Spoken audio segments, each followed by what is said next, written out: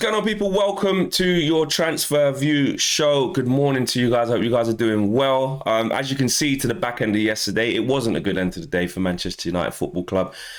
Yet more leaks, more chaos. Chaos continues. Up to 17 players, it's reported as well, that are unhappy.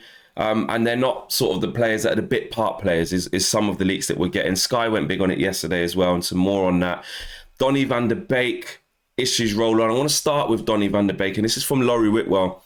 And Laurie Whitwell is basically saying that Ralph Rangnick is seemingly coming to the same conclusion as Solskjaer, that Van der Beek is ill-suited to the rigours of the league. His technique is pristine, but sources say in training he struggles to cover the ground. He is looking at a transfer away in January. Now, this is after we were told by Ralph Rangnick that he definitely wants him to stay.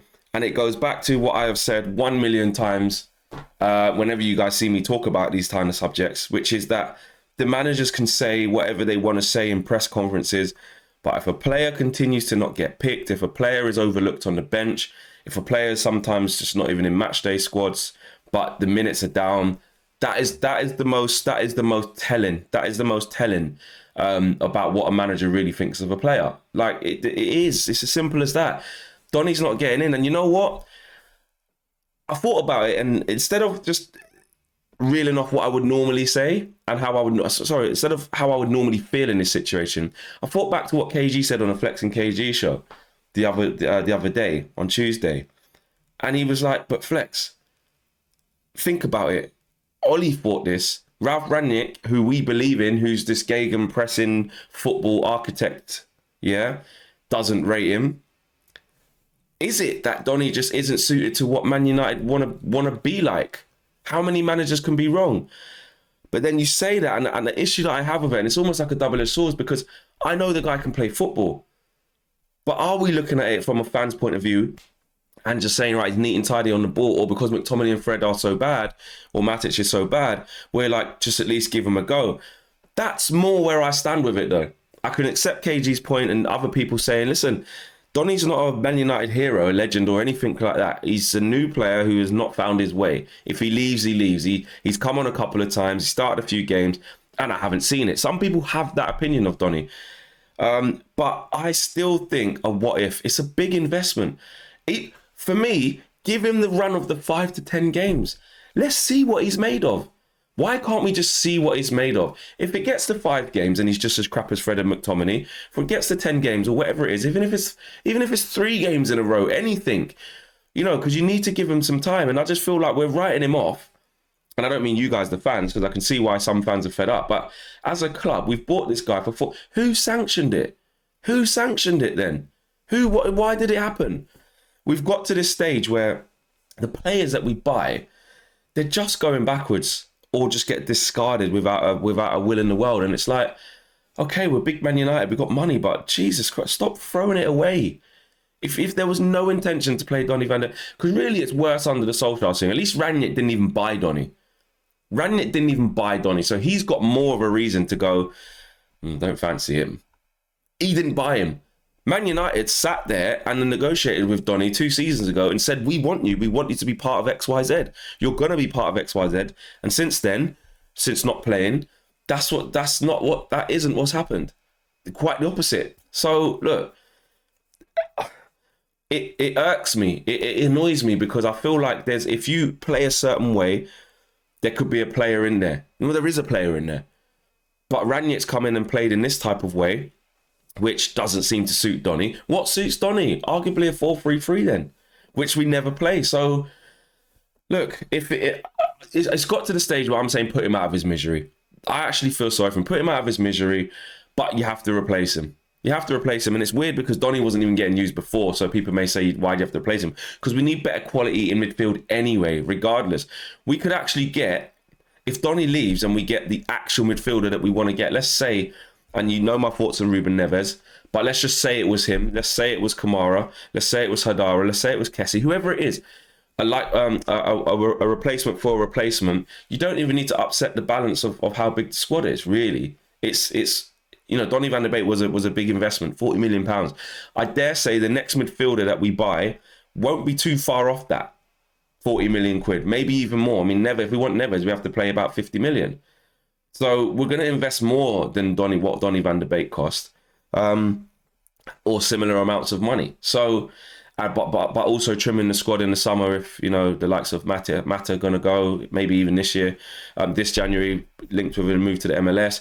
Matic might go, Lingard's going to go. So the squad's going to trim, but you still need to replace these players with quality though. With quality. Pogba's probably going to go. So look, I don't know, man. It's just typical of United at this time. We're in turmoil. There's chaos. There's leaks all over the place, which I'll get to again in a minute. But essentially, we're finding ourselves talking about Donny. 1 minute, the manager's saying that he's safe, or he wants him to stay. But really, in the same breath, he kind of admitted that he wants him to stay because it's a COVID-ridden season. And players can drop down at any moment. I say drop down, that's probably a bit drastic. Players can be out with COVID at any moment. And I understand that to a certain extent. But let's face it, we're basically saying we're going to keep Donny in case McTominay, Fred, Matic, and Pogba will come back and play games. That's another reason why Donny won't play. In case all those players get COVID at the same time. I might need Donny for a game. For might need Donny for 10 days. I don't even know what the isolation period is anymore. It keeps changing. You know, then I'm going to need Donny for that. Is that really what we're confining him to? If I was him, honestly, I would be banging down the door.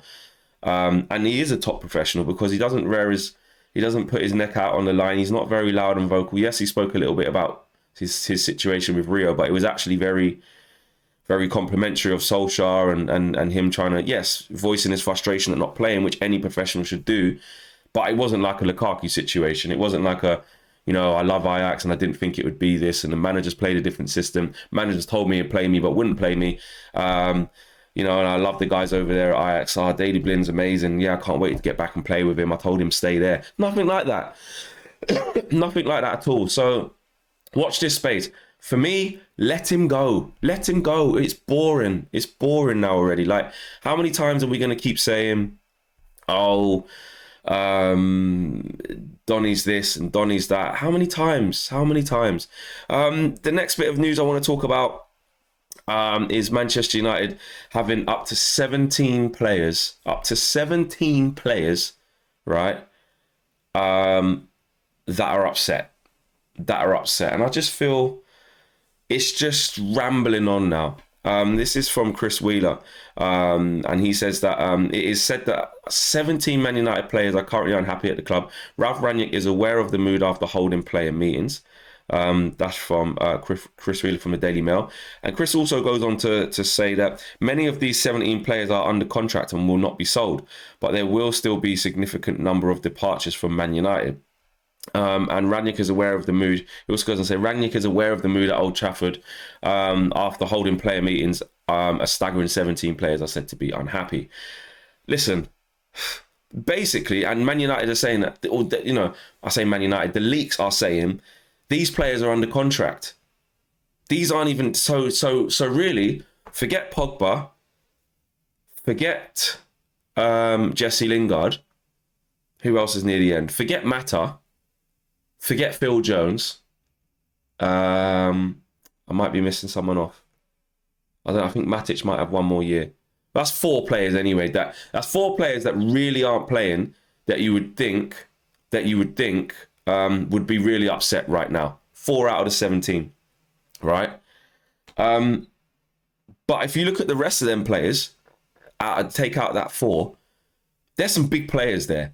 You know, players that are under contract. So, and this is just me speculating. I may as well speculate because look at the leaks coming out. How can we decipher what that is? All we can do is talk about our opinion. You're talking the likes of Donny van de Beek's unhappy. We know that. Dean Henderson's unhappy. We know that. Ronaldo must be unhappy. We pretty much know that. Bruno. Rashford's body language says it all. That's 5. Luke Shaw pretty much summed up how he feels after that game. That's 6. Who else can you add into that? McTominay's probably unhappy. After that prickly interview he done with the interviewer from some Sky Sports, sort of saying Rangnick spoke about pass. He gave 1 or 2 many balls away, and he was like, just one. He didn't say too many. He said 1. You rattled, mate. Maguire, constant pressure, constant scrutiny. He's probably upset. Mason Greenwood's probably just getting his head down or whatever, but he's probably feeling a little bit of a way. Cavani kind of potentially could have gone to Barcelona, but we begged him to stay. So is he one of the ones? Basically, but then again, he's done in the summer as well, so I'll take him out of that. That's probably the person I was forgetting about. That's 5 players. So take out them 5 from the 17. And you know, it's crap. This is what I'm saying. It's a load of rubbish, because how many managers can come here and these players just keep going, nah, don't fancy him, don't fancy that, don't fancy him, don't like this coach, don't like this training drill, don't like this setup, don't like this canteen. How much? How long? How long will it keep going on for? How long will it keep going on for? You know, until these players can look at themselves and say, listen, we got to find a way. We got to just put up or shut up. Like, it's that simple. I understand. I'm not one of these people who, you know, goes in on players too much. Like, I get the human element. I get that, you know, they've got a lot to contend with. I get they've got, you know, lifestyles that we think are amazing, but sometimes can be really difficult. I understand all of that. I'm never someone who is unfair, I think, to footballers. I get it. I've seen both sides of the games. I understand that. But at our club, you have to look at the track record. If these players didn't have a track record of down in the tools and not being asked, you could give them a blight. Like I was saying yesterday on the show with Cam and Owen, if we'd have won the league last year or 2 years ago, if we would have been Champions League winners last year or 2 years ago, or if we would have won something significant with this bunch of players, you'd almost be inclined to say, well, I believe in them in terms of they've shown me they can win the league. These, even if they were in a title race right to the end of last season, yes, technically we'd still be losers. But if we pushed Man City and it went down to the last game or two, I'd say these guys have showed a little bit of minerals. But what have we got to show for this bunch of players? This cultural reset that Ollie did, that we all said, well, not everyone said, to be fair, but I'll speak for myself then. I was almost certain that Ollie left the club in a better position than he brought it in, and it doesn't look like he has. Here we are after 3 years of Ollie saying, and he's gone. Ollie's not even anything to do with this. After 3 years of Ollie saying, I tell you what, he's rip this up and start again. This rebuild shit. Do you know what I mean? This FA Cup semi-final, couldn't get it done against Leicester. Ollie changed the team to a back 5 in that game against Lampard. I remember it like it was yesterday. Should never have done that. Following season, I'm pretty sure we went out against who did we go out again in the FA Cup? I can't remember. Leicester again.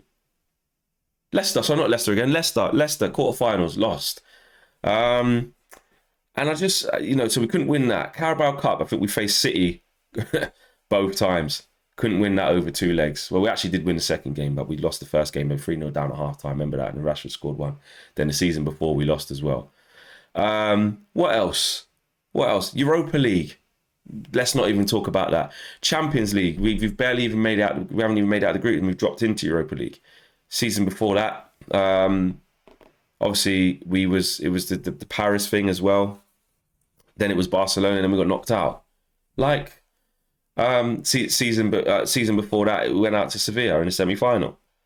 It's just nonsense all the time, and it's like these players seem like they got this kind of, Luke Shaw's talking about us backing them and that, but what have they achieved? What has this crop achieved for me to be like, oh, they'll come good, they're going to do this, they're going to do that?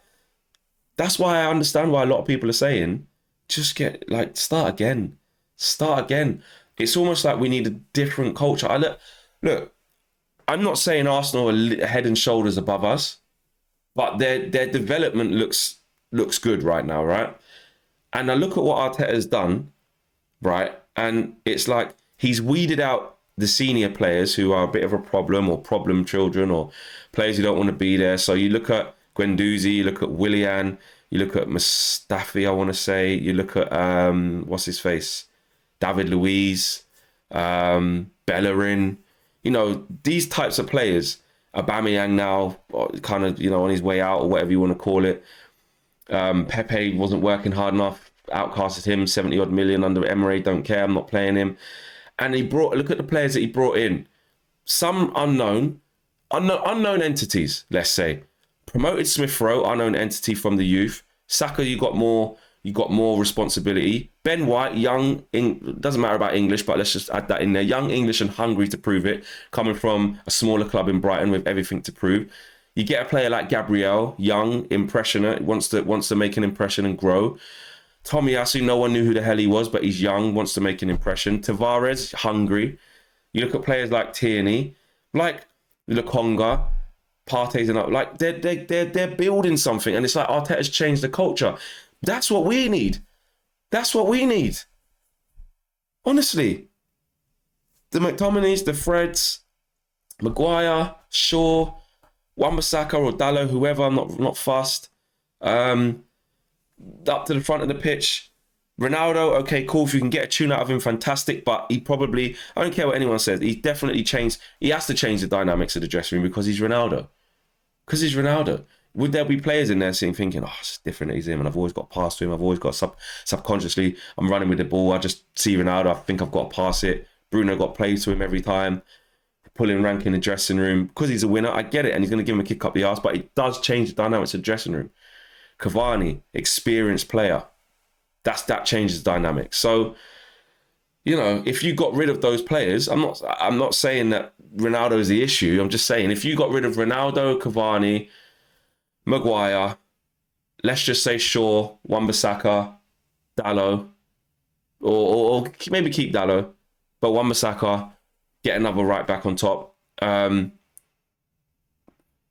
would change. It would change. It would.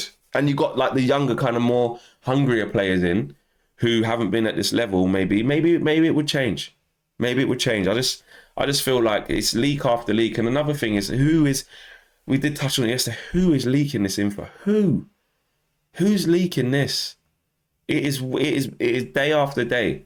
Day after day. And like I said, for people like Darmesh at Sky to go and say, I've been told XYZ, those guys don't lie. Those guys don't lie. And I'm not one of these fans who just believes everything we read. You know, when the thing come out about the players are pissed off that they don't want to train after 5 p.m, I almost discarded that one. I pretty much did. I was like, listen, guys, we can't consume everything. You know, sometimes the vultures are out. There is that siege mentality of United where it's hated, adored, never ignored, and we do need to stick together when the rest of the world is against us. But I think it's safe to say that this isn't just trying to kick us when we're down, because I think if you're a sensible fan, we can look at our own team with our own eyes when you watch the games and can see the discontent. You can see it. You can see it not going well. And then you get an interview like what Luke Shaw did if you wasn't sure. If you wasn't sure, excuse the pun, right, for any second, you get that from Luke Shaw. And that tells you everything you need to know. So it isn't, and then all these leaks. So I'm not in that camp of none of this is true. Because what you can choose to do is have your rose Man United tinted glasses on, and I back the boys no matter what. No, it doesn't matter. You give Ralph time. This is just a process. It's fine. You could do that and say the media are just out to get us. This is all media spin. You could do that, but what basis would you have to kind of back that up with if you're looking at how we're playing and what our own players are even saying? Our own players are saying it. Even when Ollie was here, when David De Gea done that interview, I don't know if it was the last game against Watford or whether it was one of the games before that against Liverpool or City. There were so many batterings, or the Leicester game. I can't remember. We've been on the end of so many hidings. But when David De Gea was like, I don't know, we need to give more. This is not good. We need to know what it is. Pogba gave an interview. If I knew, I would tell you something's wrong. The players have been saying this. You don't need any journalist to either confirm or deny that the dressing room is fractured. It's too early to swear. The dressing room is fractured. The dressing room is broken. There's little cliques in little divisions. Don't need any journalist to say that. So whilst I would say don't believe everything you read, obviously come to your own conclusions, there's too much noise. There's too much proof in front of our faces that this United team is in disarray. So there you go. Guys, smash a like on the video. Subscribe if you are new. We'll be back later on with a live video as well as the day progresses with all your latest transfer news and gossip. And hopefully there's no more leaks. Yeah, exactly. Anyway, I'm out of it, guys. Keep safe. Peace.